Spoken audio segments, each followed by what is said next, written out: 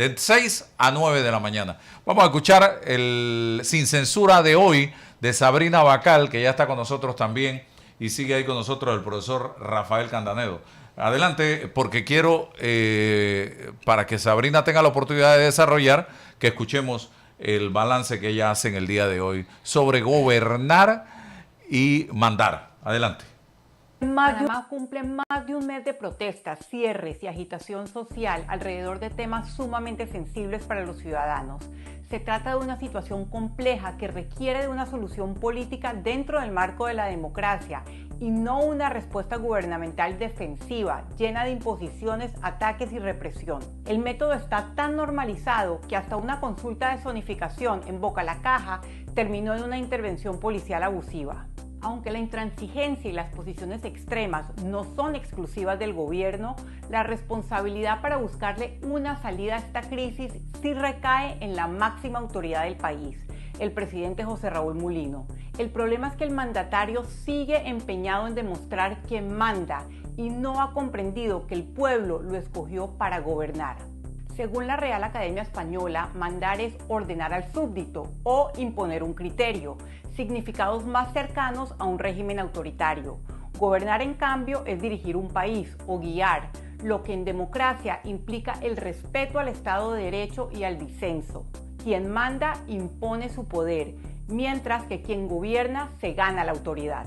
Cuando se llega a la silla presidencial con el 34% de los votos y sin una clara mayoría legislativa, la diferencia entre mandar y gobernar se convierte en algo crucial para mantener la legitimidad del gobierno. Los electores panameños le dieron un mandato limitado al presidente, que lo obliga a buscar consensos y a construir puentes en momentos de tanta tensión e incertidumbre. No hay que tener una visión ingenua de las protestas, descartando motivaciones distintas al genuino descontento ciudadano, para entender que la situación del país necesita una salida política y no una meramente policial. Si la cámara de eco empresarial que rodea al presidente sigue reforzando esa visión miope de la realidad, la crisis se seguirá profundizando. En este contexto, usar el podio presidencial para atacar al Suntrax como preludio a una serie de allanamientos, órdenes de captura y el pedido de asilo de Saúl Méndez a Bolivia debilita la percepción de separación de poderes que el mandatario dice respetar.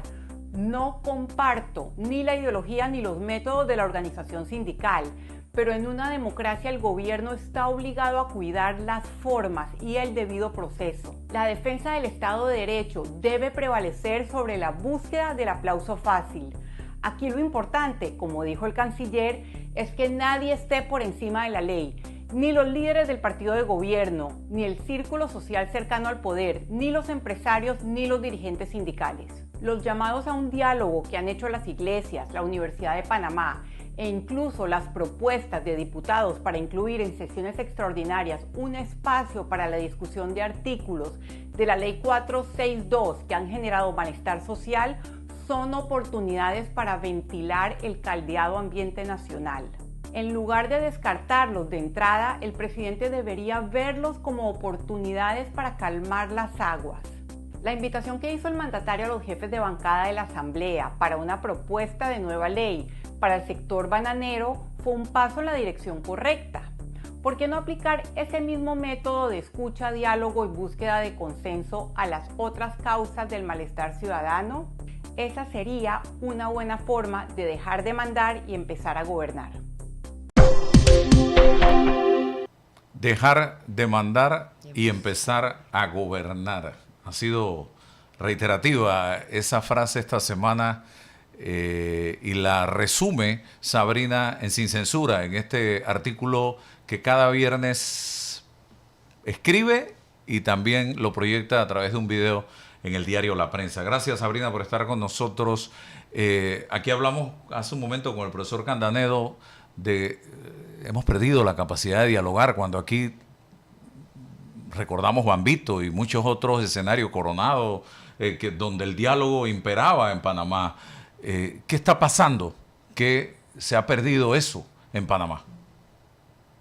Yo considero, Álvaro, y a tu querida audiencia, y Lisbeica y Rafael, que cuando desde el poder se tiene un discurso tan fuerte y se le habla a quienes piensan diferente, a quienes son opositores, pero no son enemigos. De esa forma, se empieza a crear una sociedad donde los espacios de diálogo se pierden, donde las posibilidades de generar consensos se acaban y empieza esta visión casi que excluyente de la realidad. Entonces, cuando uno trata de recordar que vivimos en democracia y que en democracia hay que respetar las formas y el Estado de Derecho, y no se trata de defender a uno sobre otros, te acusan directamente, incluso en redes sociales, de que no te importan los empleos. Claro que me importan los empleos, a todos nos importa Panamá, a todos nos importa el bienestar de Panamá. Yo lo que estoy cuestionando y lo que estoy llamando a la reflexión es al método de gobierno, que cada vez se parece menos a un método de gobernar y se asemeja más a una forma de mandar. Y yo creo que el presidente José Raúl Mulino tiene que reconocer que cuando uno llega al poder con el 34% del electorado, sin una mayoría clara en la asamblea, obviamente llega de la mano de una persona que ya no es necesariamente leal a tu causa de gobierno, está fuera en Colombia porque gozó de un asilo y gozó del salvoconducto que tu gobierno le dio.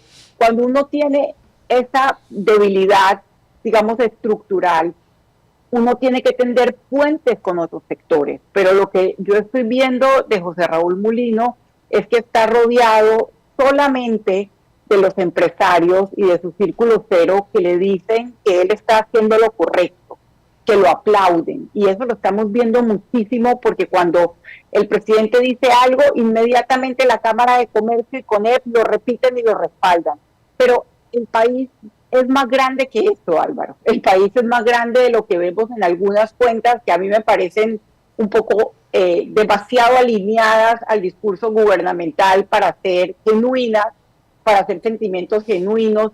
El país es más grande, el país también incluye a los educadores, el país también incluye a las enfermeras, el país también incluye a esas personas que no están de acuerdo, por ejemplo, con los documentos firmados con los Estados Unidos, que creo que representan todas las otras corrientes políticas del país y que el presidente, por ejemplo, inmediatamente se encargó también de descalificar, de decir que seguramente no querían pelear contra el narcotráfico y seguramente habían intereses económicos.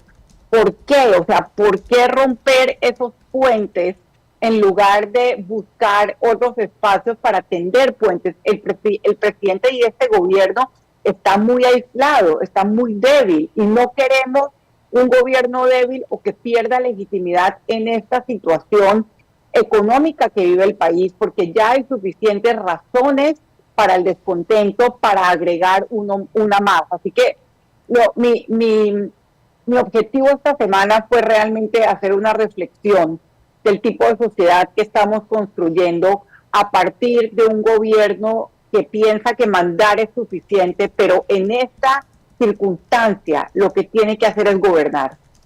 Sabrina, ahora resulta, y profesor Candanedo, que quienes opinamos diferente, quienes estamos haciendo planteamientos directos en favor de la democracia, del respeto y la independencia de las instituciones, del respeto al debido proceso, es porque estamos con la izquierda. Así se nos califica en este momento. Vi un escrito breve, un tuit suyo, Sabrina, en redes sociales esta semana y lo retuiteé con un comentario. ¿Estás percibiendo eso? Percibo exactamente eso. O sea, yo no me considero una persona de izquierda. Yo no me considero una persona, creo que me considero una persona de centro. En algunos casos soy de centro derecha porque entiendo las preocupaciones de la empresa privada, pero también entiendo que para que hayan empleos y que para que progrese el país, las leyes tienen que ser iguales para todos.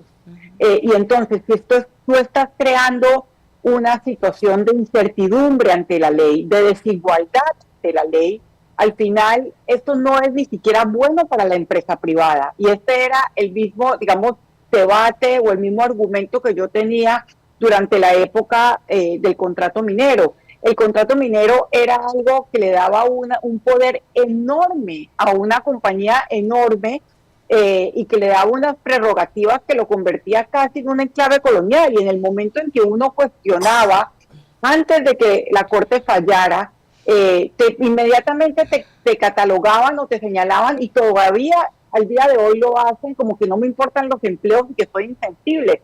Esa es una manera muy simplista de ver la realidad. Me importan los empleos, pero para que una sociedad progrese, tiene que respetar el Estado de Derecho. Eso es lo primero que busca un inversionista en Panamá. Lo primero que busca un inversionista para poner su dinero en cualquier lugar del mundo. Que la justicia funcione de manera independiente de los otros poderes. Entonces, a mí realmente me resulta llamativo y preocupante, porque nosotros vimos a un José Raúl Molino durante la campaña con un discurso muy agresivo contra la justicia, hablando de persecución, hablando de justicia selectiva. Incluso en la columna de la semana pasada yo recordaba su discurso del 5 de mayo, donde decía: se acabó la persecución política en este país, porque él hizo una campaña diciendo que el juicio de New Business había sido un juicio amañado.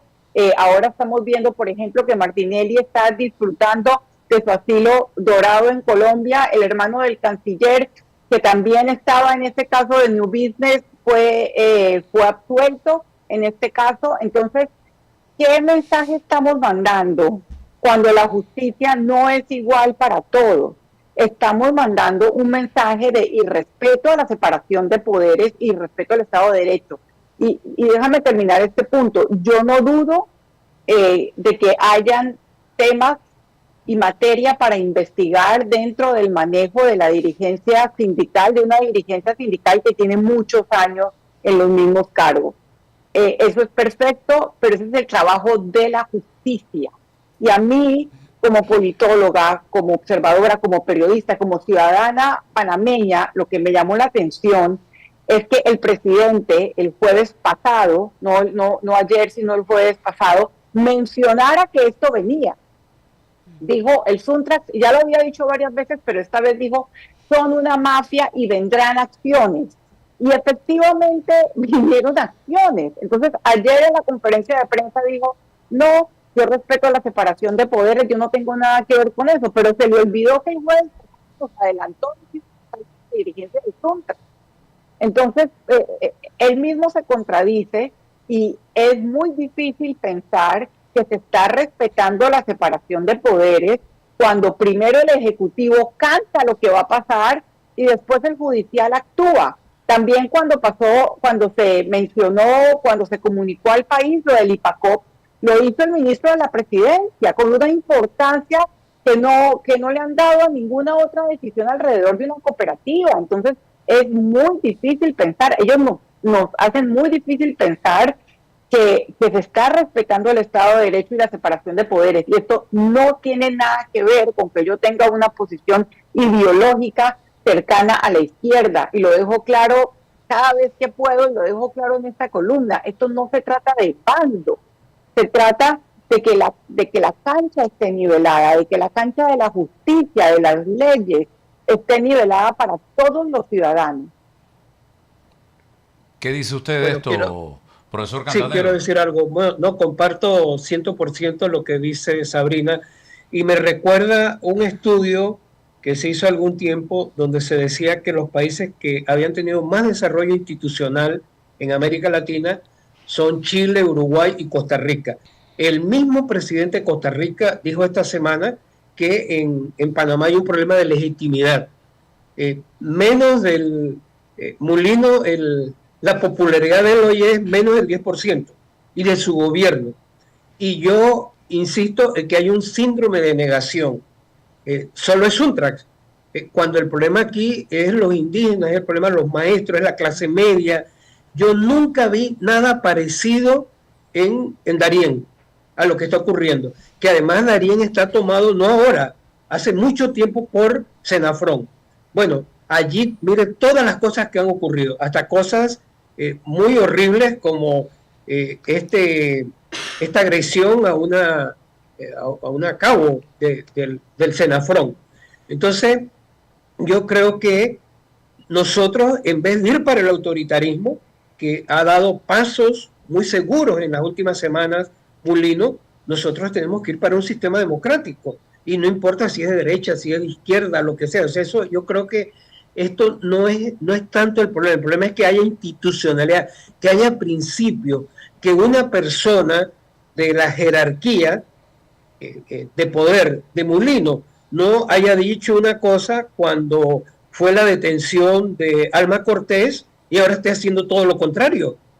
¿Dónde quedó? O sea, una cosa la dices cuando estás en oposición y otra cuando dice gobierno. La Constitución, nuestra Constitución, nuestras leyes son para si estás en el gobierno, si estás en la oposición. Si eres izquierda, si eres de derecha, si eres chavista. O sea, tiene que ser la ley. Por eso yo creo que lo que estaban hablando aquí de Genaro López Padre, bueno, él dice, pruébenme lo que me tienen que probar, pero hay que investigarlo. O sea, no creo que debemos ponernos eso. Claro, te queda una suspicacia y es que lo que yo decía antes, el Ministerio Público, para algunas personas, incluido para Mulino, es un ministerio del gabinete. O sea, tienen problemas hasta semánticos. El Ministerio Público es una organización que tiene que ser objetiva, tiene que ser autónoma, así lo dice la Constitución, y es una organización técnica. Usted no compra en la tienda del chino un fiscal, usted tiene que hacer todos los procesos y es un tema de legalidad. Es más, usted no puede, como dice César Ruilova, que en varias, o sea, que a él lo irrespetaron, no dejaron ver las cosas. César Ruilova, que es uno de los abogados prestantes del país, o sea, no tuvo la igualdad como abogado, no sé si es del Suntrac, uno de los abogados que tuvo ahí. Entonces, yo creo que sí es importante que nuestra sociedad apele a los principios. Los principios son únicos. Los que están en la Constitución, los que están en la ley orgánica de la Policía Nacional, hay que cumplirla. Se ha violentado. Mire, si mañana, a mí me causaba gracia con el tema que mencionó aquí ahora mismo Sabrina, el tema minero, se violaron 25 artículos de la Constitución y la Constitución norteamericana entre enmiendas y artículos tiene 32. Wow. Nosotros casi nos pasamos la Constitución de Estados Unidos por el forro. Entonces, importante, sí, vamos a decir, mañana los panameños, que hoy no es así, el 80% no quiere la mina de Donoso. Supón que cambien las cosas. Vamos a ponerlo hipotéticamente. La Asamblea llega a un acuerdo, vamos a permitir que haya minería a cielo abierto, porque la mayoría dice necesitamos la plata, lo que sea y todo. Bueno, que hagan un contrato que no viole una Constitución de Estados Unidos. Yo creo que el problema nuestro es ese. Y lo decía un famoso, creo que él se llama Carlos García Martín, que era el economista país del BID. Él decía, Panamá en varios años es el país que más ha crecido en el mundo. Creció más económicamente, creció más que incluso Corea del Sur. ¿Y dónde está ese crecimiento? Nuestro crecimiento. Sin embargo, tiene unos serios talones de Aquiles en el tema institucionalidad. Creo que Mulino nos está volviendo a la realidad. Nosotros tenemos un problema de institucionalidad. Mire, ya hay una malicia en haber puesto su abogado, que no lo impide la ley, su abogado, el abogado que le llevó el caso de Finmecánica, que es un caso, ahora resulta que ese caso lo cerraron por tema de procedimiento. No es que no hubo problema allí. Creo que era un contrato de 250 millones en la época de Martinelli. Y por ese mismo contrato condenaron gente en Italia. Y aquí, igual Odebrecht, han condenado, incluso en Perú, hasta un presidente, cuando lo iban a detener, expresidente Alan García, se suicidó. Y aquí no pasa nada. Oiga. Nuestro problema es un problema institucional. Yo creo que Mulino, él está jugando, cuando era oposición, era una cosa. Y mire, yo en esto ya estaba leyendo las cartas que Mulino escribió y daba ganas de llorar realmente. Lo que le hicieron a él. Y ahora él está haciendo exactamente lo mismo. Cuando lo detuvieron, justamente investigando el caso de los radares y los helicópteros, creo, de Finmecánica. Entonces, nosotros tenemos, Álvaro, y Lisbeth, y también Sabrina, nosotros tenemos que enfocarnos en los principios, nos tenemos que enfocar en la institucionalidad, que es muy débil. Ojalá nosotros tuviéramos un pequeño porcentaje de la institucionalidad que tiene Uruguay, que tiene Costa Rica, que tiene Chile, que deben ser los ejemplos latinoamericanos, no El Salvador, como alguna gente aquí quiere ir para donde Bukele. ¡Qué horrible! Oiga. Solo le falta que vayan para donde Ortega o para donde Maduro. Es más, a veces me está recordando mucho Mulino a Maduro. Wow. Oiga, Sabrina, ¿dónde dejamos el capítulo concerniente a la corrupción? Mire esto. Ayer, con 18 votos a favor y 7 en contra, el edil de Curundú, Cené Mosquera, fue electo nuevo presidente del Consejo de Panamá para el periodo comprendido entre el 1 de julio y el 31 de diciembre del 2025. Y todos recordamos aquí también el caso de Mario Kennedy, que fue electo para vicepresidente de la Cámara. Uno investigado y el otro condenado, dirigiendo el Consejo Municipal Capitalino. Por otro lado, ayer vimos en la Asamblea Nacional claramente cuando fue el subcontralor, el señor Eli Felipe Cabezas, a solicitar un traslado de partida por 15.3 millones de dólares, cuando el diputado Osman Gómez del Partido Alianza asumió la vocería sobre el tema del pago a los empleados de la Asamblea Nacional de Diputados y los cheques que estaban retenidos, y puso una serie de ejemplos de algunas personas. El diputado Osman Gómez citó el caso de varios funcionarios y calificó la situación como una injusticia. ¿Qué pasó? De repente se decretó un receso para llamar al Contralor Flores y buscar una solución al problema, y acto seguido, al parecer, todo se aclaró y van a pagar a todos los funcionarios de la Asamblea. Y luego, como por arte de magia, se aprobó el traslado de partida a la Contraloría General de la República. Se decretó un receso a retornar a la sesión. Osman Gómez volvió a tomar la palabra para informar que luego de reunirse con el subcontralor y con el señor Ventura Vega, secretario general de la entidad, se acordó tomar las medidas necesarias para corregir el tema del pago a los funcionarios de la Asamblea. ¿Qué le parece todo esto?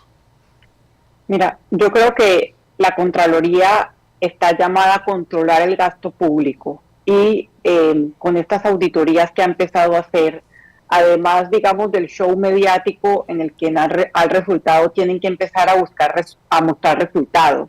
Yo escuché al Contralor en una entrevista con Maricruz Nicea diciendo que él iba a interponer varias denuncias de irregularidades que encontró en la Asamblea, en el Ministerio Público.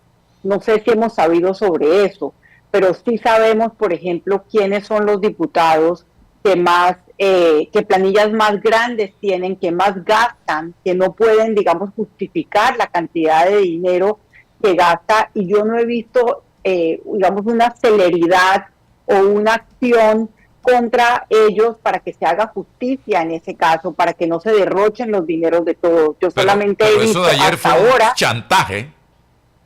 Correcto, hasta ahora lo que hemos visto es un despliegue mediático, pero sí igual con el caso de la auditoría Panama Ports, por ejemplo. Yo recuerdo que hizo una conferencia de prensa justo el día que llegaba Pete Hegseth al país, pero en esa conferencia de prensa también se esmeró por, digamos, quitarle la responsabilidad al excontralor Gerardo Solís, eximir de responsabilidad. Entonces, ¿cómo es posible que el excontralor no tenga una responsabilidad si fue él quien avaló esa prórroga escandalosa del contrato a Panama Ports que se hizo durante el gobierno de Laurentino Cortizo? Entonces pasan todas estas cosas en un gobierno que nos está diciendo que no tiene pactos de impunidad con nadie, y uno se queda pensando, ¿hay o no hay pactos de impunidad con alguien? Porque para mí, por ejemplo, la actuación de Gerardo Solís, tanto en el tema de Panama Ports como en muchos otros temas, merece ser revisada. Entonces, por eso me pregunto, ¿para qué están utilizando las instituciones de control del Estado? Las instituciones de control, que son el Ministerio Público, la Contraloría, tienen que ser independientes, y desde el mismo nombramiento, el presidente José Raúl Mulino los presentó como sus amigos, entonces como su amigo y su abogado. Entonces eso de entrada ya te ensombrece un poco el rol institucional que deben jugar las instituciones de control. Entonces todo eso te lleva a un deterioro en las instituciones, en la credibilidad y legitimidad del gobierno que estamos palpando cada día más, y nosotros tenemos que abogar por tener un gobierno legítimo, que respete la ley, que respete la separación de poderes, y que deje que las instituciones de control hagan su trabajo independientemente de los gustos o odios o cercanías o distancias o conveniencias políticas de los funcionarios. También escuché, por ejemplo, aquí en este espacio, Álvaro, hace un tiempo, a Ana Matilde decir, sí, vamos a romper las botellas, pero también vamos a revisar las planillas del Ministerio de la Presidencia, las planillas de varios de los ministerios, y no olvidemos dónde se origina todo esto, porque ya que estamos hablando de del presupuesto de la Asamblea y de cómo derrochan los dineros de todos los panameños. El que hace el presupuesto general del Estado es el MEF, es el Ejecutivo. Ese es el presupuesto general que se aprobó en la Asamblea, y me gusta mucho que tengas el lunes aquí en este espacio a Felipe Chapman, porque es que de allí es que se originan los problemas. Porque si el Ejecutivo no avala ese presupuesto para la Asamblea, pues la Asamblea no puede derrotarlo de la manera que lo está haciendo. Entonces uno sospecha cuáles son las verdaderas motivaciones. La corrupción, ¿en qué ha quedado? Sí. Porque hoy no se habla de corrupción. Yo escucho al presidente, por ejemplo, ayer decir que hay como 300 denuncias, pero yo no veo a nadie subiendo y bajando escaleras, a nadie llamado ni siquiera para preguntarle la hora. No veo nada, Sabrina. ¿Qué está pasando? Y sobre todo después de un gobierno como el de Laurentino Cortizo y José Gabriel Carrizo, donde hubo tantos escándalos durante la pandemia. Entonces, no es durante la pandemia y después. Y yo mencioné Panama Ports como uno de ellos, la renovación de ese contrato. O sea, que no es un tema de que uno tiene que acostumbrarse que llega un nuevo gobierno y entonces los del gobierno anterior están subiendo y bajando escaleras, como se dice casual, como ya se dice cotidianamente. Es que sí hay muchos temas que hay que investigar. Sí hay muchos temas que se dejaron de investigar. Entonces, sí hay razones para pensar que hay cosas que se están dejando pasar o que no se están manejando con la celeridad debida, pero creo que esa afirmación de que no hay pactos de impunidad con nadie, como todo lo que dice el presidente José Raúl Mulino, y hay veces busca, y como digo yo en mi columna de esta semana, genera aplauso fácil. A él le gusta, obviamente, como a cualquier figura pública y político, ganarse el aplauso, pero lo que dice tiene que demostrarlo con hechos. Aquí estamos hablando con mucha insistencia en el país, no me refiero a mi persona, de que la culpa de todo lo que está pasando en Panamá es por las protestas y los cierres de calle.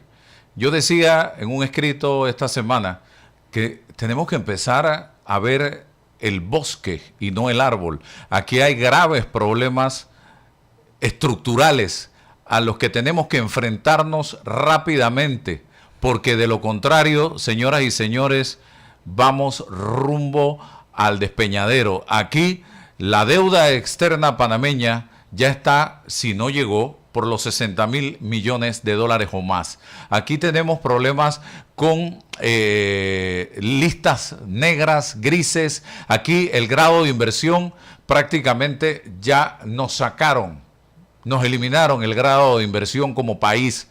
Aquí tenemos graves problemas con el agua potable, con la salud, el mal servicio de salud. La educación está por el piso en este momento, y lo hablamos hace un momento con el profesor Rafael Candanedo.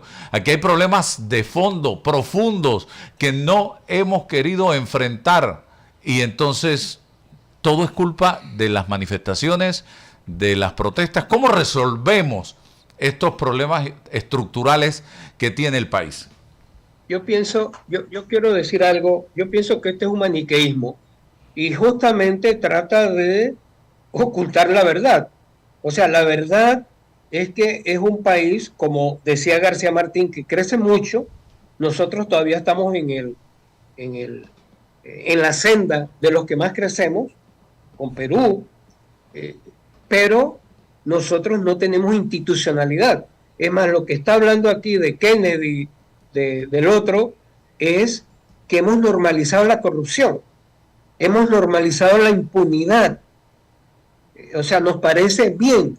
Y justamente un cargo, el de San Felipe, que debía ser el faro donde diga, oye, nos vamos a poner, y no convertir esto en una salchichita mediática, 300, ¿no? Y yo no me dedico a, cuando sabemos que todas las detenciones de Suntran han venido y alguien me lo desmienta, han venido de la presidencia.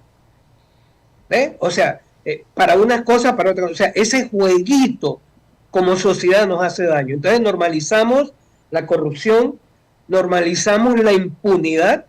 Mire, el caso Martinelli es un himno a la impunidad, porque él estaba condenado y ha tenido derecho a dos salvoconductos. Solo faltó que Bolivia también también hubiera salvoconducto para Bolivia. Es un canto a la impunidad porque es una persona que se le hizo un proceso y ese es el único que prosperó, porque había casi 20 procesos del gobierno del 9 al 14. Entonces ahí hay un problema. El grado de inversión, las listas negras, grises, tienen que ver justamente con esa realidad de baja institucionalidad, y tiene que ver con corrupción, tiene que ver con impunidad, y ese acuerdo de Osman Gómez y el Contralor y todo, tiene que ver justamente con eso. Muchas de eso que llaman botellas, en realidad no son tales botellas, no existen botellas. Lo que hay son cheques que salen y que después los diputados los cobran bajo diferentes mecanismos. Además, no le vamos a echar la responsabilidad a Mulino. Esto viene hace tiempo y eso habría que aclarar. Pero ¿qué puede ocurrir, Álvaro, cuando alguien descubrió que, y de manera equivocada, que la Contraloría es un lugar para llegar a la presidencia de la República? ¿Qué pasó con Humbert? Humbert quiso ser candidato a la presidencia desde la Contraloría. Ese lugar no es para eso. Eso es igual que el Ministerio Público, que no es del gabinete, no es un ministerio del gabinete. La Contraloría es justamente como lo hizo el maestro Chinchorro, para controlarle. Dice que Endara quería un carro de $70,000 y Chinchorro le dije, quédese con el carro viejo que había allí, para decirle no al presidente, no hacerle fiesta y todo, que es lo que yo veo con el señor Bolo Flores, que él es político. Ahí hemos puesto un político, él fue candidato a la presidencia, era dirigente del PRD, todo su movimiento en toda su historia ha sido ese, y la historia de la Asamblea es justamente un guiño al tema, bueno, vamos a hacer tal, y ¿en qué quedó? ¿En qué quedó esto? Dana ganó, y ganó Dana, que es la corrupción normalizada. Ella es la que ganó en ese juego. Entonces me parece que vamos nosotros en nuestro país poniéndonos máscaras. Ahora resulta que el tipo que nos va a resolver los problemas de la normalización de la corrupción y la impunidad es Bolo Flores, cuando él realmente lo que quiere, tiene aspiraciones que son legítimas, sus aspiraciones políticas, pero búsquese otro lugar. No, mire, había un señor que se llamaba, no recuerdo, él era un economista dedicado al PDC. En el año 80 y tanto me dijo algo que nunca lo he olvidado. Una de las organizaciones más técnicas, independientes del país, es la Contraloría de la República. Y él era opositor a los militares. Ni en la época de los militares, ellos violentaron cifras violentaron números. Mire, en esta época, lo que ha ocurrido, nosotros ni siquiera sabemos cuántos somos bien, si nos atenemos a la Contraloría. Yo me atengo a cualquier otra fuente para saber cuántos somos en el país.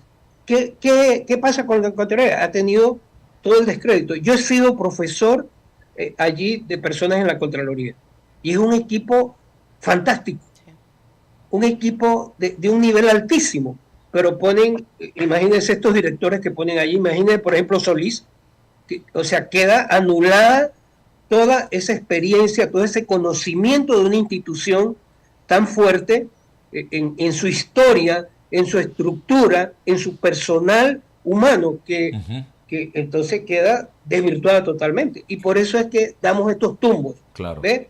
Yo pienso que la persona allí para ese puesto no era Bolo Flores. Y ahí vamos a seguir, ¿eh? Y allí las historias serán. Ya él ayer se dio ante lo que imagínense, Osman Gómez. Y la historia que tiene allá. Ayer le estaban haciendo protesta en su casa, allá en Barú. Osman Gómez es el que termina decidiendo, con toda su historia que tiene, es el que termina diciendo qué es lo que hace la Contraloría. Esto es terrible. Oiga, Sabrina, retomando el tema, interesante lo que plantea el profesor Candanedo, pero retomando el tema del daño estructural que tiene el país, ¿cómo resolvemos esto? Primero hay que reconocerlo. Yo creo, y creo que esta es una frase que le he escuchado a Harry Brown, que los problemas de la democracia se resuelven con más democracia, no con menos democracia.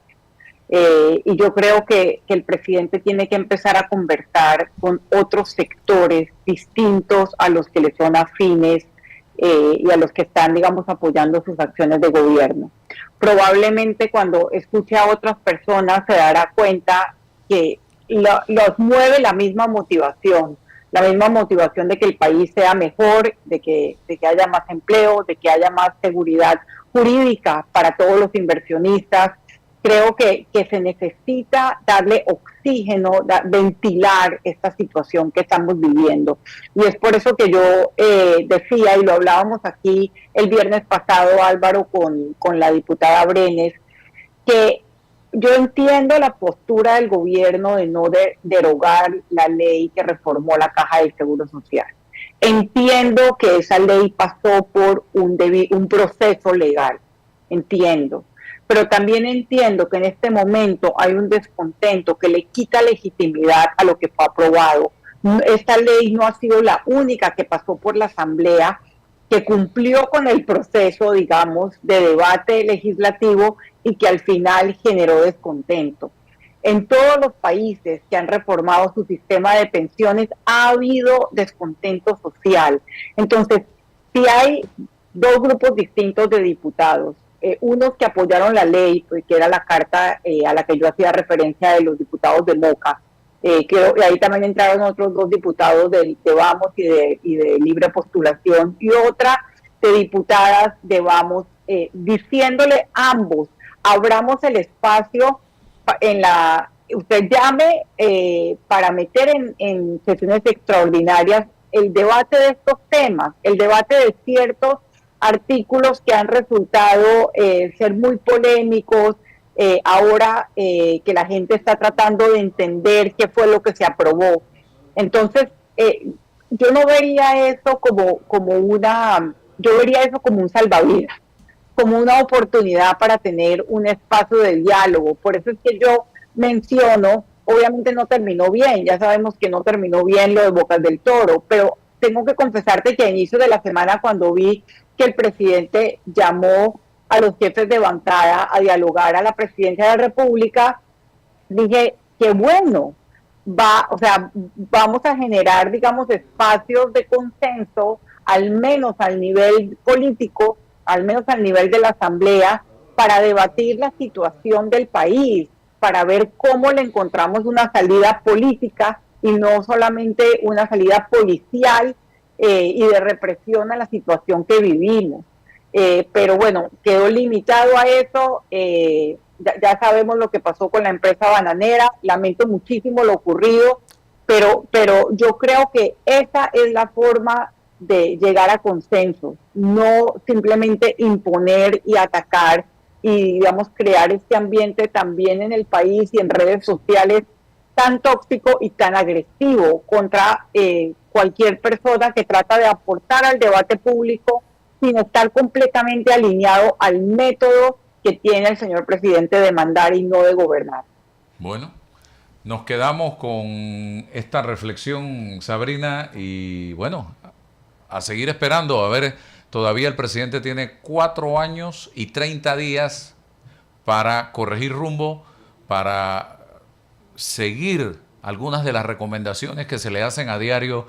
Rodéese de gente que le diga las cosas como son, salga a la calle a conversar con el pueblo, pregúntele a la gente cómo se siente, cuáles son los problemas, haga ese diagnóstico usted mismo y no se deje llevar por ese círculo cero que lo rodea, que muchas veces simple y sencillamente por ese apego al poder, por estar cerca del poder, van a estar aplaudiendo todo y cada una de las cosas que usted haga. Como lo decía Sabrina, diversifique los sectores con los que se reúne, justamente para que escuche otros puntos de vista. Así mismo. Gracias, Sabrina. Gracias, don Rafael Candanedo. Gracias. Excelente día. Muchas gracias. Buenos días a todos. Gracias. Vámonos a Chiriquí, que tenemos información. No se vayan, porque seguimos con más información y entrevistas de primer nivel, de calidad. Las últimas noticias.